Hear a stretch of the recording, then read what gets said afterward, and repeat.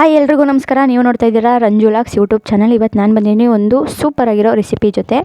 ಇದು ಪೂರಿ ಸಾಗು, ದೋಸೆ ಸಾಗು, ಚಪಾತಿ ಸಾಗು, ಒಟ್ಟಿನಲ್ಲಿ ಸಾಗು ಪೂರಿ ದೋಸೆ ಚಪಾತಿ ಜೊತೆ ಮಿಕ್ಸ್ ಮಾಡ್ಕೊಂಡು ತಿಂದರೆ ಸಖತ್ ಟೇಸ್ಟ್ ಇರುತ್ತೆ. ನಾನು ಟೇಸ್ಟ್ ಮಾಡಿರೋದಕ್ಕೆ ನೀವು ಕೂಡ ಟೇಸ್ಟ್ ಮಾಡಲಿ ಅಂತ ಈ ರೆಸಿಪಿನ ನಿಮಗೆ ತೋರಿಸ್ತಾ ಇದ್ದೀನಿ. ಯಾಕೆಂದರೆ ಇದು ನಾನು ಮಾಡಿರೋದಲ್ಲ, ಭಟ್ರು ಮಾಡಿರೋದು.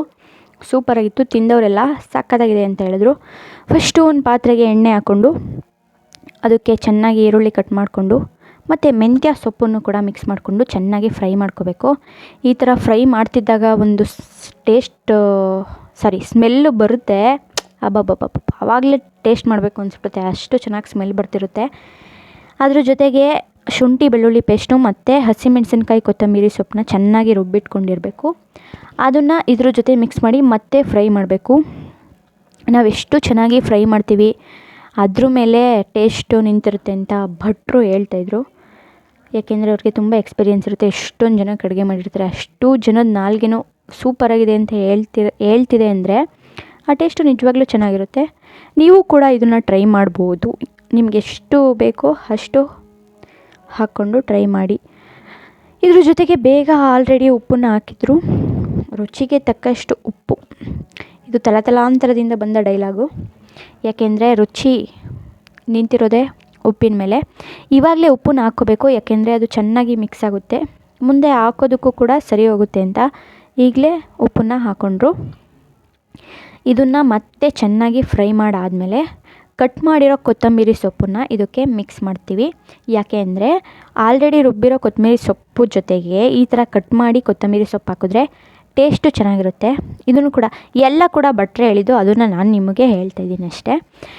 ನೆಕ್ಸ್ಟು ಚೆನ್ನಾಗಿ ಟೊಮೊಟೊನ ಕಟ್ ಮಾಡಿಕೊಂಡು ಚೆನ್ನಾಗಿ ಫ್ರೈ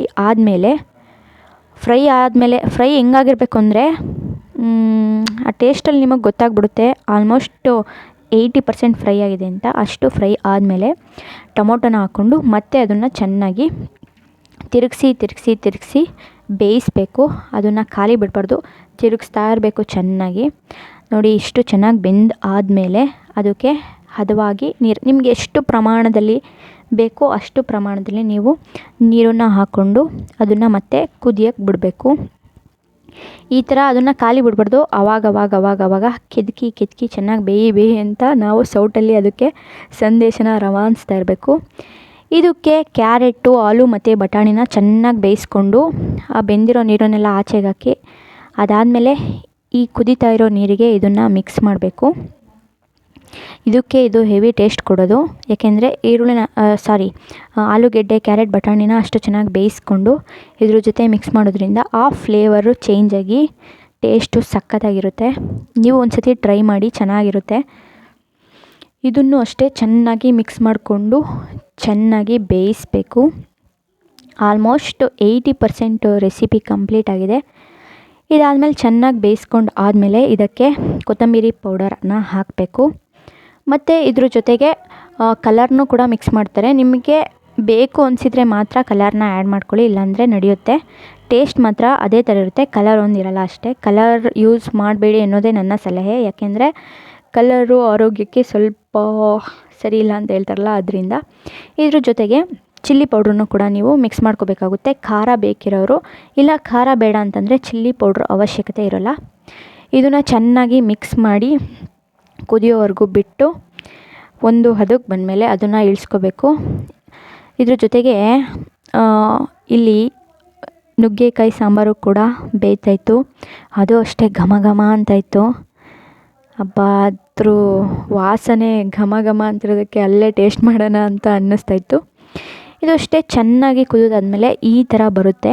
ಇವರು ಕಲರ್ ಮಿಕ್ಸ್ ಮಾಡಿದರು, ಅದಕ್ಕೆ ಈ ಥರ ಆಗಿದೆ. ನೀವು ಕಲರ್ ಬೇಕಿದ್ರೆ ಮಿಕ್ಸ್ ಮಾಡ್ಕೋಬೋದು, ಇಲ್ಲಾಂದರೆ ಓಕೆ.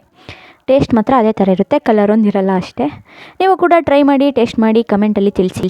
ಜೀವನದಲ್ಲಿ ಎಲ್ಲದಕ್ಕಿಂತ ದೊಡ್ಡದು ಆರೋಗ್ಯ ಚೆನ್ನಾಗಿರಬೇಕು ಅಂದರೆ ಅಡುಗೆ ಚೆನ್ನಾಗಿರಬೇಕು.